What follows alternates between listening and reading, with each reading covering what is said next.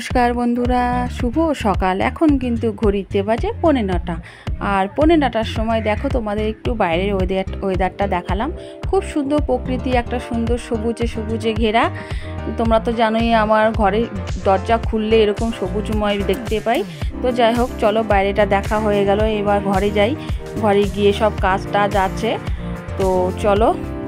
আর এই যে দেখো, এখানে এটার মধ্যে আটা মাখা আছে, আর এখানে আছে কি সবজি ভাজা। এই যে দেখো, সব ভেজে ভেজে রাখা হয়েছে। সকালে তো এইসব কাজ হয়ে গেল, এবার কি কাজ আছে বলো তো? এই যে চা। এত কিছু করলেও চাটা কিন্তু সকালে খাওয়া হয়নি।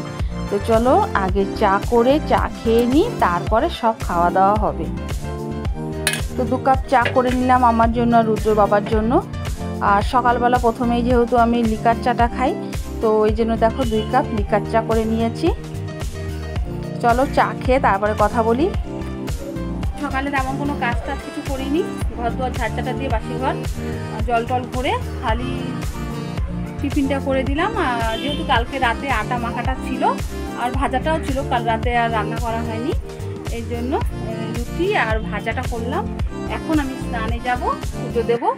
আর এই যে দেখো, সব এক জায়গাতে রেডি করে রেখেছি, যাতে খেয়ে রুদ্র বাবা দুজনেই কাজে যেতে পারে। রুদ্র পড়তে যাবে, যাই হোক। চলো, আমার তো সকালে এদিকটা কাজ নিশ্চিন্ত হলো, এবার বাদ বাকি কাজ আছে এবং পরে আবার গল্প করবো। খাবারটা টেবিলে রেখে দিই।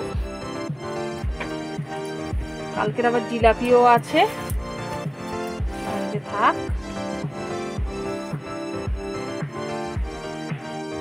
কি করছে তোমরা তো জানোই, রুদ্র আমার কতটা হেল্প করে। বিছনা গুছাচ্ছে, পড়তে বসেছিলাম, আগে বিছনাটা তোল তারপরে পড়তে বস। তো পড়তে বসে থেকে উঠে আবার বিছনা তুললো এবং পড়তে যাবে, যেহেতু কিছুটা পড়া কমপ্লিট হয়নি, সেটাই কমপ্লিট করছিল। ব্যাগটা আবার ওইখানে কি করে গেল? কি করতে?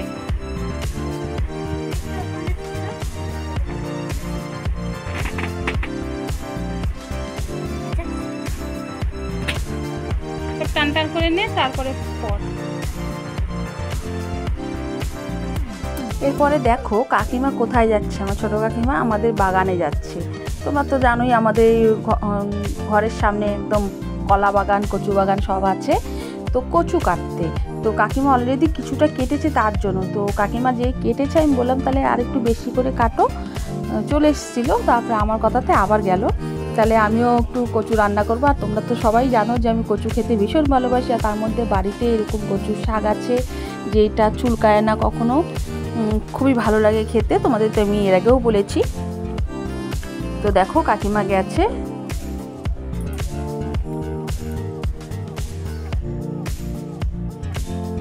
কাটতে, কেটে নিয়ে আসছে। আর যার যেটা প্রিয় জিনিস সেটা কিন্তু রান্না করতে বেশ ভালোই লাগে। 1 দিন 2 দিন কেন, রেগুলার রান্না করতেও কিন্তু বেশ ভালো লাগে।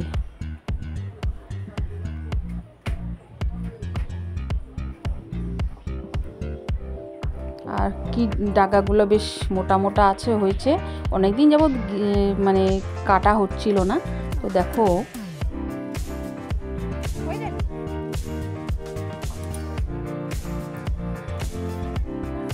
তো হয়ে গেছে, অনেকটা কেটে দিয়েছে। আমি বললাম যে আর লাগবে না, চলে এসো। তো এই যে দেখো অনেকগুলো দিয়েছে। তো যাই হোক, এলে রান্না করব, কাটতে বাঁচতে যদিও সময় লাগে। তো এখন আমার পুজো টুজো সব দেওয়া হয়ে গেছে। আর এই যে দেখো রুদ্র এখন রেডি হয়ে গেছে, খেয়ে দিয়ে নিয়েছে, পড়তে যাবে। ওই যে পুজো দেওয়া হয়ে গেছে। এখন কিন্তু ঘড়িতে বাজে 10:30। 10:30 বাজতে 5 মিনিট বাকি আছে। 10:30টায় পড়া, বাবা নিয়ে যাবে যেহেতু। টাটা।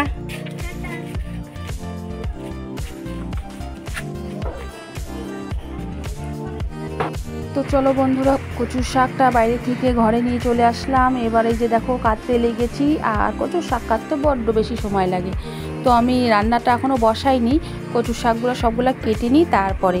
আর এই যে দেখো কাটা হয়ে যাওয়ার পরে যে ধুতে এসেছি, তো তখন না একটু বৃষ্টি বৃষ্টি পড়ছিল, তো কলে তো ধুতে এসেছি, আগে চলো ধুয়ে নিই। তারপরে বৃষ্টি আছে, পড়ছে অল্প অল্প করে। আর আমি দেখো এই মানে ছেঁকনিটা যদিও ব্যবহার করি, কারণ আমি যদি হাত দিয়ে এটাকে ভালো করে ডলি না, প্রচণ্ড হাত চুলকায়। এটা আবার একটা অভ্যেস বলতে পারো, যে খেতে কিন্তু চুলকাবে না, কিন্তু ধোয়ার সময় যদি আমি এইভাবে হাত দিয়ে ধুই, ওই জলে কিন্তু আমি প্রচণ্ড চুলকায়। সেজন্য আমি বলতে পারো ওই ছেঁকনিটা একটু ব্যবহার করি। ওটা রুদ্র ছোটোবেলার ছেঁকনি, বলতে ওকে ভাত টাত যখন খাওয়াতাম, লিকুইড করে খাওয়াতাম, তখনকার ছেঁকনি এটা। সে যাই হোক, অনেকটা কাজে লাগে আমার। আমি ইদানিং যাবৎ, আগে যদিও তাই করতাম, ইদানিং যাবৎ এই জিনিসটাকে দিয়ে কাজে লাগাই। এভাবে ধুয়ে ধুয়ে আমি এক এক করে তুলি।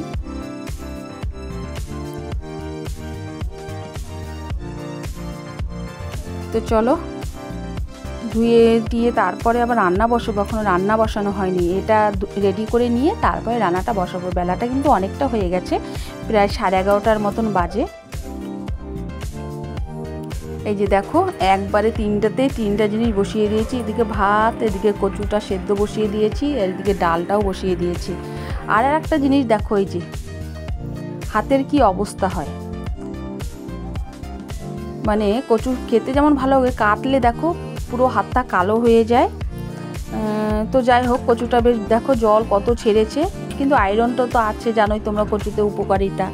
তো যাই হোক, আর আমার প্লেন রসুন দিয়েই ভালো লাগে। তো এই যে দেখো সেদ্ধ ফেদ্ধ হয়ে আসছে। প্রথমে যদি সেদ্ধটা ভালো করে না করি না, তারপরে আর সেদ্ধ হতে চায় না, এই জন্যই আমি এই করি। আর তারপরে দেখো সেই ছেঁকনিটাকে আবারও কাজে লাগাচ্ছি, ছেঁকনিটার মধ্যে রেখে দিচ্ছি যাতে জলটা ভালো করে ঝরে যায়।